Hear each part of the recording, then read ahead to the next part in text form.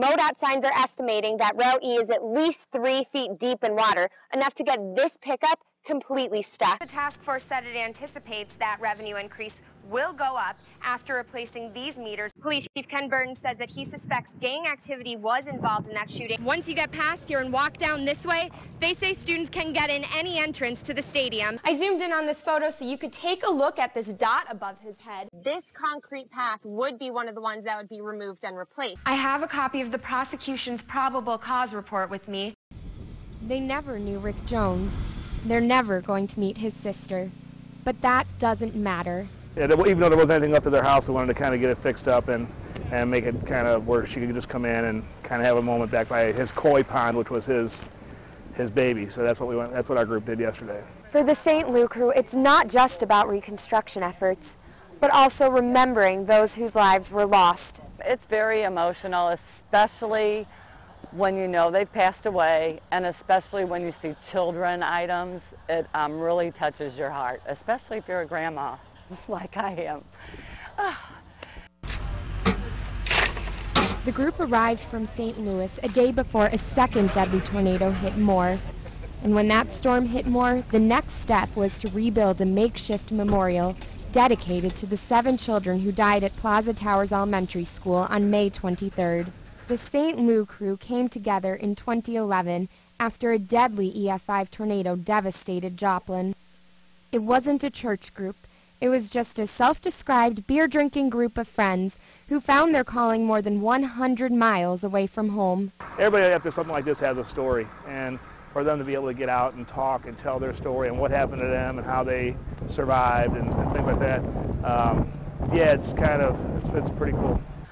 I just hope that people understand that we have to help each other, and whether it's donations or just coming down and seeing what you can do, we have to do that. So their friendships and camaraderie, even in the face of a natural disaster, have helped communities heal. It's very emotional, but it's also very rewarding, you know, and you get to hang out with a great group of friends and do good things.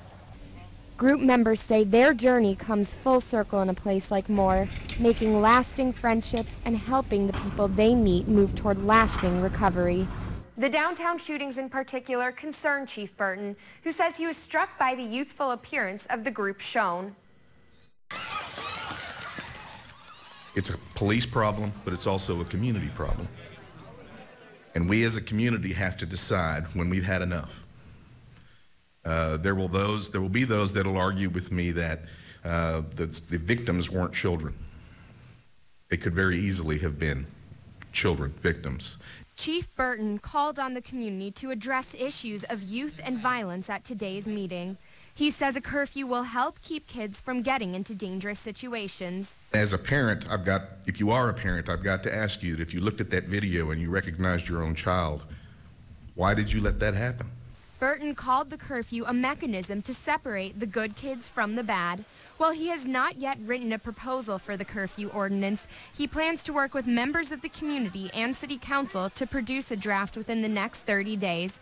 However, today's meeting proved he would have to face opposition from City Council members. A young person sees a police officer, knows he's violating curfew, runs from the police officer. The status crime, a curfew violation, which is not a crime if the person had simply been 18 years of age, has now become fleeing and eluding, a real crime. August is a thing of the past, so let's end tonight's market report with a look ahead at what analysts say could be a bumpy September.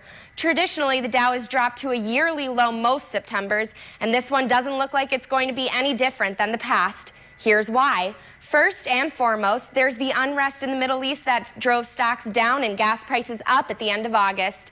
And then there's the continuing issue with our nation's debt ceiling, which is set to hit a deadline in mid-October. So you may see President Obama and Republicans gearing up for battle in the upcoming weeks.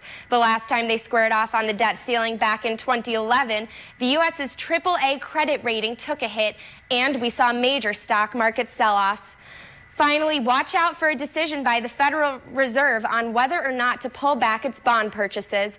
The August jobs report, which comes out next week, could play a key role in that decision. For more market information and the full housing report, visit KOMU.com.